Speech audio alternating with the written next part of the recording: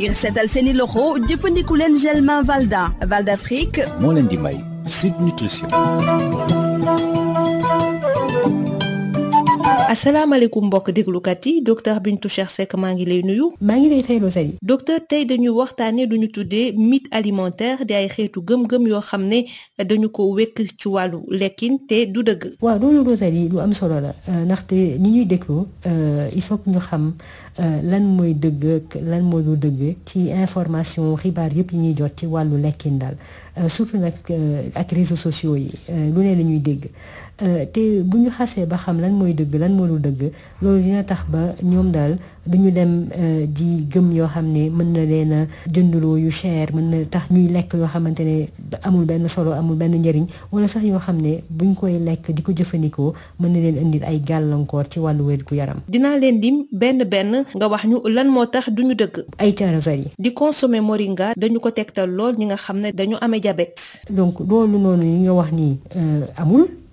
D'ailleurs man dem naa ba xool gëstu scientifique yi nga xamante ne moom la ñu def étude scientifique ñuy def ci wàllu nebedaay gis naa ne amul dara ci ñu gëstoogum li ñu xamagum loo xam ne war na tax nit ne man de maa ngi jël nebedaay bi fajee ko sama jabet benn gëstu wanewul loolu ci lu bari li ñu saytoo nebedaay ba gis ne ni nebedaay bii kat mën na wàccee suukar si nekk ci deret bi gëstu yooyu li mu wane mooy ne mën na wàccee suukar bi ci deret bi ci bu nit ci lekkee ba pare fekk mu lekk ba pare dina wàññi tuuti suukar bi nekk ci deret bi du loo xamante ne nebedaay bi du wàññi suukar bi en général te gëstu yooyu ñu ngi ko defee ci ay jinax ak ay mala daal li ñuy wax animaux de laboratoire ci ñoom lañ ko defee du ci ay nit lañ ko defee donc man li may tegtal bépp diabétique bu ñuy déglu mooy na jàpp ni liy faj diabètam wala liy contrôler suukaram mooy lekkin bu sell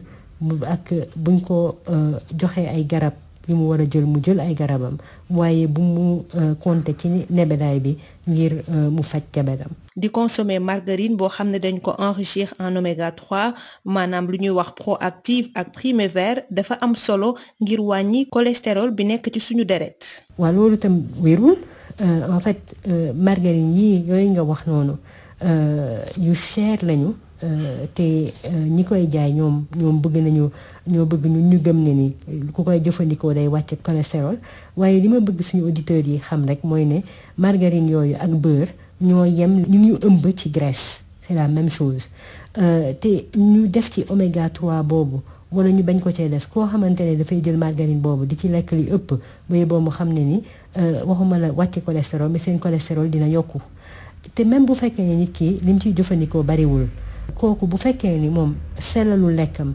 yëngalul yaramam bu boobaa kooku cholestérolam du wàcc du wàññeeku donc li may tegtal la suñu auditeurs yi mooy léegi ñu jël seen xaalis di ko def ci margarine yu cher yooyu xam ne jëriñuñu dara ñu jël ko def ko ci lekkin bu sell jënd ay légumes jënd ay fruits et cetera moo gën ci ñoom. suukar bi ñuy wax sucre roux moo gën a baax ci suñu wergu yaram buñ ko dee méngale ak mooy suukar su weex yi tàmm jëfandikoo suñu ndekki ak suñu jus yi. waaw bii nag moom tam wérul du dëgg.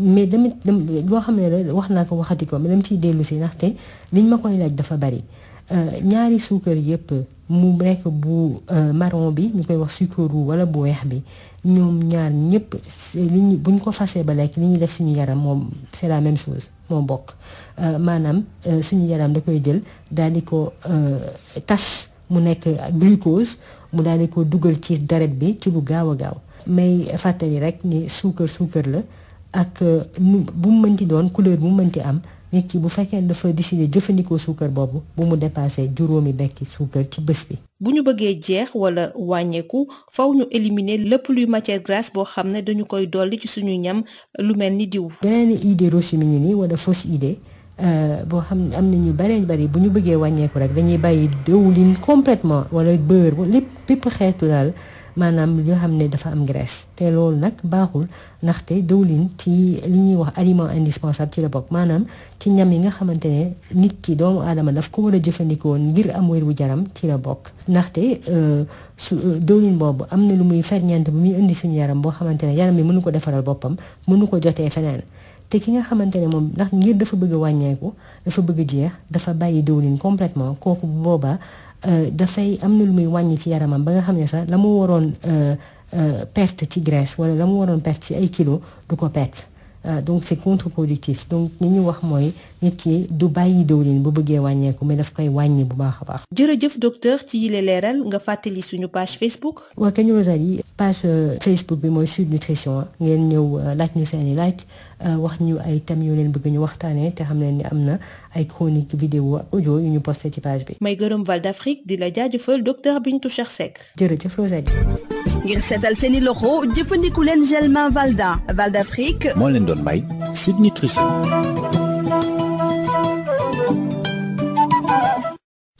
Le gel main Valda, efficace sur 99% des microbes. Val d'Afrique vous offre Sud Nutrition. Bonjour chers auditeurs, docteur Bintou Cheikh Seck, bonjour.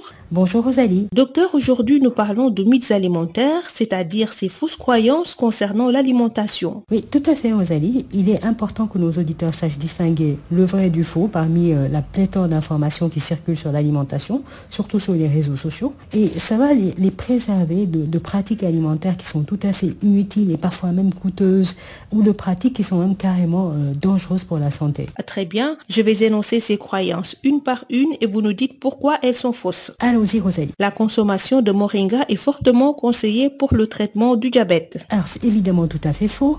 Et au moment où je vous parle, aucune donnée scientifique justifierait la prescription du moringa comme traitement du diabète. Je dis bien aucune, Rosalie.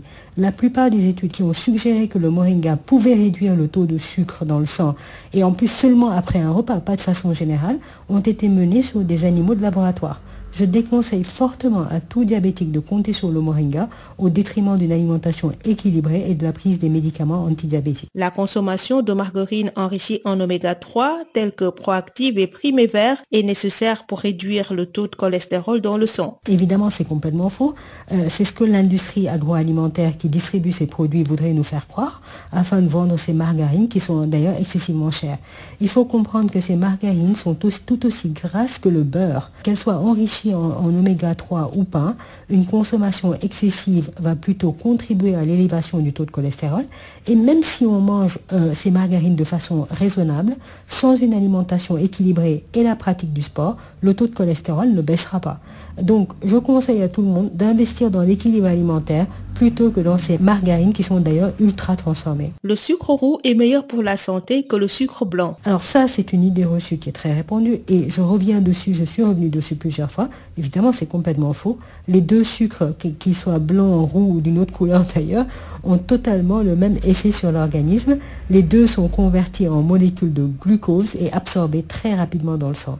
Pour rappel, toutes les formes de sucre ajouté doivent être limitées à un maximum de 5 morceaux par jour, quelle que soit leur couleur. Pour mincir ou perdre du poids, il faut éliminer toutes les matières grasses ajoutées, telles que l'huile. Alors ça, c'est une idée aussi qui est très répandue, mais qui est complètement fausse. En fait, l'huile est un aliment indispensable au bon fonctionnement de l'organisme parce qu'il y a des nutriments que seule l'huile végétale peut apporter au corps.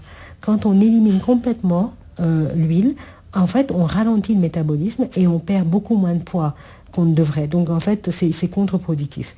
Donc, au lieu d'éliminer l'huile, il faut plutôt réduire les quantités d'huile ajoutées lorsqu'on veut mincir. Merci pour ces éclaircissements, docteur. Rappelez-nous la page Facebook. Alors, la page, c'est Sud Nutrition. Nous vous invitons à venir nous poser vos questions, nous suggérer les thèmes. Et sachez qu'il y a des chroniques vidéo et audio qui sont postées sur la page. Merci à Val d'Afrique et à vous, docteur Bintou Cheikh Seck. Je vous remercie, Rosalie.